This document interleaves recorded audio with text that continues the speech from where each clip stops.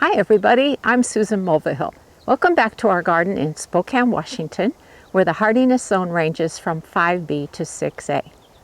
Spokane is located in eastern Washington state. We have very hot, dry summers, but we get quite a lot of snow and some rain during the winter months. But unfortunately, from this past winter, that didn't happen. We got very little precipitation, and things were really looking bad up until about 2 weeks ago when we got some much needed rain in town and snow up on the mountains, so that's good. But we're currently at a status of abnormally dry.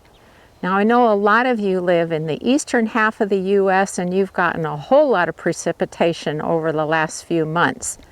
But I also know a lot of folks in the western U.S. are in a severe drought, which is really frightening and frustrating. So that's why I decided to talk about conserving water in your garden for this video. I've got a lot of tips to share with you.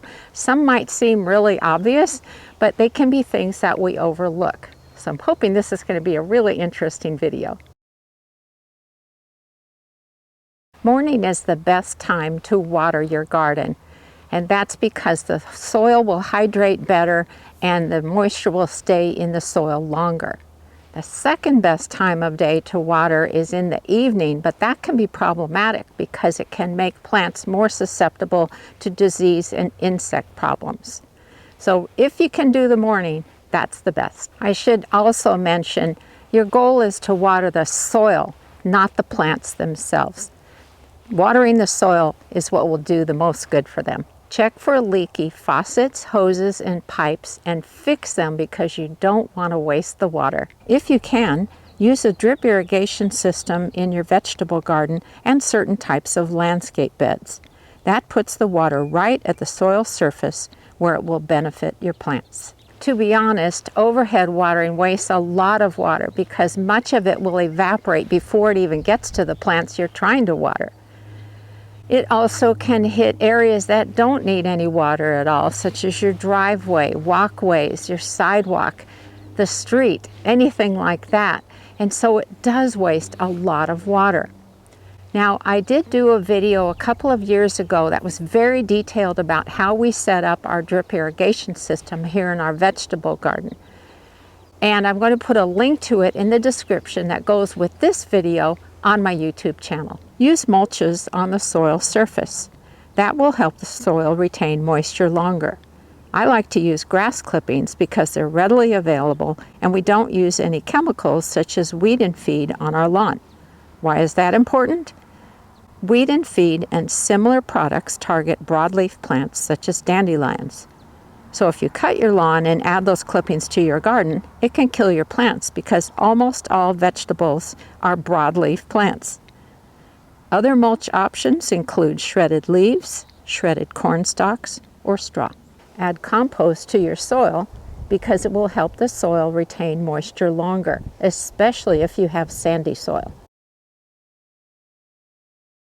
Consider grouping crops in your vegetable garden based on their water needs. Vegetable crops that don't need as much water include potatoes, tomatoes, peppers,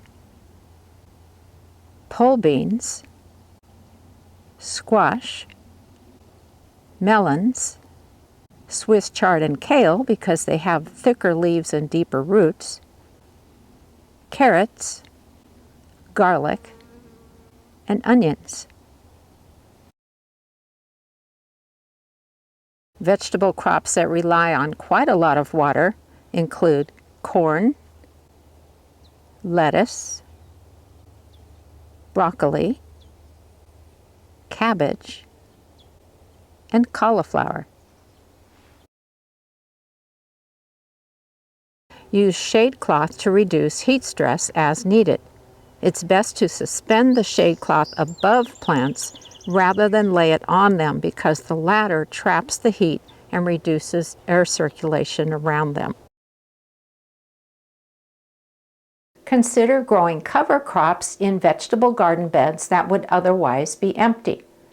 Cover crops do a lot of good things, such as adding important nutrients to the soil and especially helping the soil retain moisture.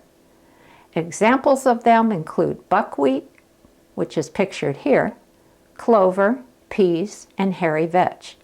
You typically grow them from spring or summer till fall, then let them decompose over the fall and winter months, and then incorporate the plant material into the soil the next spring. Bill and I are really fortunate because we are on a well rather than being on municipal water. Now you would think that means we could just use it with great abandon because we don't have a bill to pay from the city. However, it's the complete opposite. We are really mindful of this precious resource and how much we use. That's why we've set up drip irrigation here in our vegetable garden and also in our orchard. And it's why we do the things we do to cut down on the amount of water we need. Now, if you are on city water, there are two benefits to preserving water. One is it's very important to preserve this precious commodity. And the other is that the less water you use, the lower your water bill will be. Mow your lawn less frequently. I know we all love the look of a well-tended lawn, but every time you mow it, that is making the soil and the lawn dry out more quickly. Now, I mentioned this while I was in the vegetable garden, but this also applies to your general landscape as well. Make sure that your faucets, your hoses, pipes, and so on are not leaking because that is costing you money.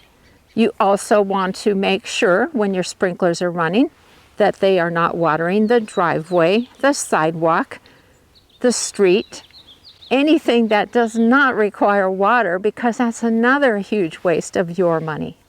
And then last but not least, something else you could do is you could go to different parts of your landscape, take a scoop of soil and see how much moisture is in the soil. It could be you might be watering way more than you need to, and you can cut back on that, which cuts back on your water bill. Look into adding more native plants, especially ones that are drought tolerant, to your landscape. In addition to looking stunning in your garden, many of them help support beneficial insects such as pollinators. That's a win-win. Now, chances are you've noticed we don't have a lawn in our backyard, and I love that. Initially, it was because grass did not want to grow well back here. And I think it's because when they built our house, which has a full basement, they probably put all the hard pan on top of the soil surface, and no matter what I did, I could not get a lawn to grow well back here. So we finally gave up. We put down some heavy-duty weed block fabric in the pathways, and then we put some bark mulch over the top. So it does not need any water whatsoever, and I personally love the look.